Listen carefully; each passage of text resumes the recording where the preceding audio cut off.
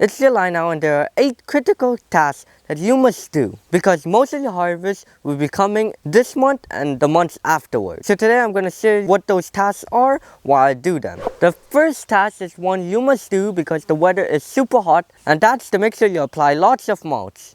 Mulch will stop a lot of water from evaporating because it is a precious resource if you're collecting rainwater, and rain will not happen as often. There are a few mulches you could apply to your garden: straw, wood chips, leaves, grass clippings, or mulch from the store. I highly recommend straw mulch because any watering you do or rain that falls can easily go through the straw and into the soil while preventing moisture from evaporating. I don't have any straw today, so I will either use grass clippings or mulch leaves. I wouldn't use wood chips unless I have plants that don't require digging up at harvest. My potatoes where I put straw is so fluffy and moist. As the summer reaches its hottest, the second task to do in July is to harvest continually. Any beans, cucumber, tomatoes, zucchini will produce more the more you harvest. But you don't want to let any of your plants go to seed because they start producing since they think their job is done. But their job is to continue to feed you with fresh, healthy vegetables and fruit. So once you see them start fruiting more, harvest it. The third task that you must do in July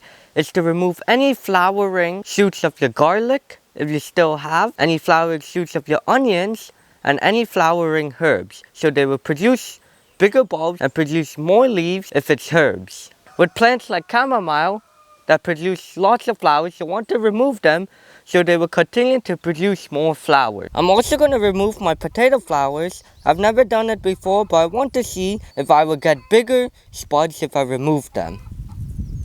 The fourth task for July is to remove any bolting or flowering plants like lettuce or spinach if you don't want to collect any seeds from them. Any plants that are taken out will make room for more plants to go in, and you'll be surprised with how much room there will be. You also want to take out any sickly or damaged plants, and typically any plants that get eaten by pests will attract more because it is weak. One of my kale got attacked in the middle and not growing good, so I'm going to remove it and put something else in. It makes no sense leaving sickly or severely damaged plants in the ground to take up space and try and revive themselves, when you could take another seedling and plant it right in. That way you won't get a delayed harvest. As I remove the kale, I see a whole lot of slugs here. The fifth task is to prune any diseased plants, any yellow leaves when they're supposed to be green, any leaves that are touching the ground, and any infected leaves like the powdery mildew, which is actually a fungus that we have on our zucchini plant over here. You want to remove the leaves that has the most whiteness on it. It looks like the sun helped kill some of the fungus because when they die, the whiteness turns to brown. But for the rest of the whiteness,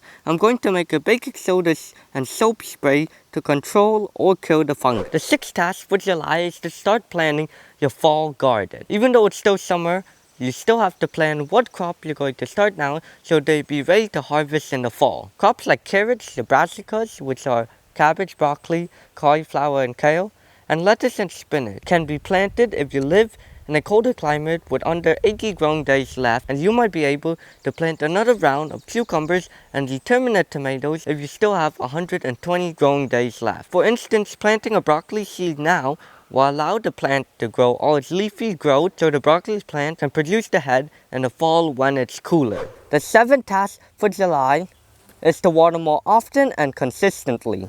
Hot weather means plants will dry out way faster. With the increased water you're giving to the plants, it's all about being consistent. You can water one day and then don't water for 4 to 5 days later, and the plants will become affected because they won't have enough water to maintain health and produce bigger vegetables. Some plants like squash, pumpkin, and cucumbers will still droop over even when the soil is moist to prevent water loss. Consider setting up drip irrigation if you're very busy so you don't have to worry about watering.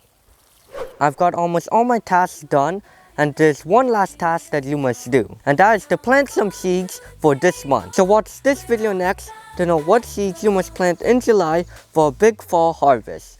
Bye!